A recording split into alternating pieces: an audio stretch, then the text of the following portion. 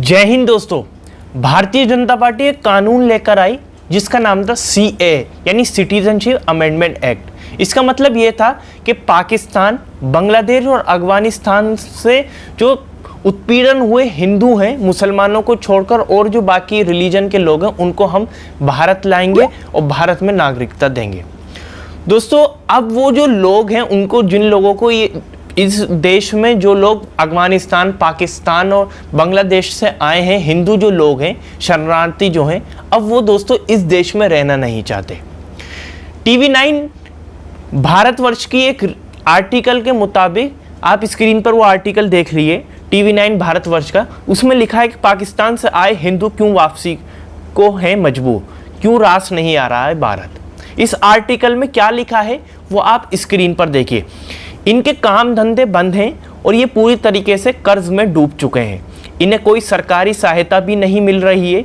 यहाँ तक कि कुछ परिवार तो भुखमरी के कगार पर आ गए हैं। इसलिए ये पाकिस्तानी हिंदू शरारती अब वापस पाकिस्तान जाना चाहते हैं। इनका मानना है कि वहाँ उनके घर हैं, खेती बाड़ी है, उन पर अत्याचार भले ही हो लेकिन कम से कम वे जिंदा तो रहेंगे।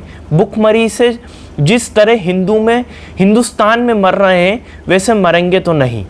ये लिखा है टीवी 9 भारतवर्ष के आर्टिकल में। अब दोस्तों आप सोच सकते हैं, भारत सरकार यानी भारतीय जनता पार्टी की सरकार हिंदुओं को लाने का तो सोच रही है, चलिए आप ले आइए। मुसलमानों को नहीं लाना चाहते, आप उनको नागरिकता नहीं देना चाहते, आप मत दिए। पर दोस्तों उन जो लोगों को आप लाना चाहते हैं उन लोगों के लिए आप कुछ करिए। तो सबसे पहले तो आप उन लोगों को लेकर ही क्यों आ रहे हैं? पहले आप भारत के जो हिंदू हैं उनको ही देख लिए, मुसलमानों को चले छोड़िए। आप जो भारत में हिंदू लोग रहते हैं उनके लिए तो कुछ कर दिए। इस टाइम हमारे देश में कोरोना फैल रहा था दोस्तों, उस टाइम हमारे देश के लोगों को ऑक्सीजन नहीं मिली, सड़कों पे लोग मर गए, अस्पतालों में लोग मर गए, लोगों को बेड नहीं मिला, ऐसे ही मर गए। हमारे देश के जो हिंदू हैं, जब से हिंदू धर्म आया, जब से ऐसा रीति रिवाज उन्होंने नहीं अपनाया हुआ, तो हजारों लाशें गंगा के बाहर, गंगा के किनारे ऐसे ही डाल दी गई, उन्हें जलाने के लिए लकड़ियां नहीं मिली। ऐसी हालत तो इस देश के हिंदुओं की जो ओरिजिनल भारत के ऐसी कर दी है हमारे देश की सरकार ने। अब वो बेचारे पाकिस्तान से आए, बांग्लादेश से आए और अफगानिस्तान के जो शरणार्थी हिंदू हैं, वो क्या हमसे उम्मीद रखेंगे? वो सरकार, हमारे देश की सरकार उनके लिए क्या करेगी?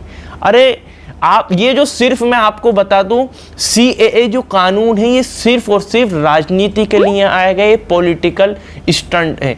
ये सिर्फ और सिर्फ, इसके पीछे और कोई बात नहीं है दोस्तों।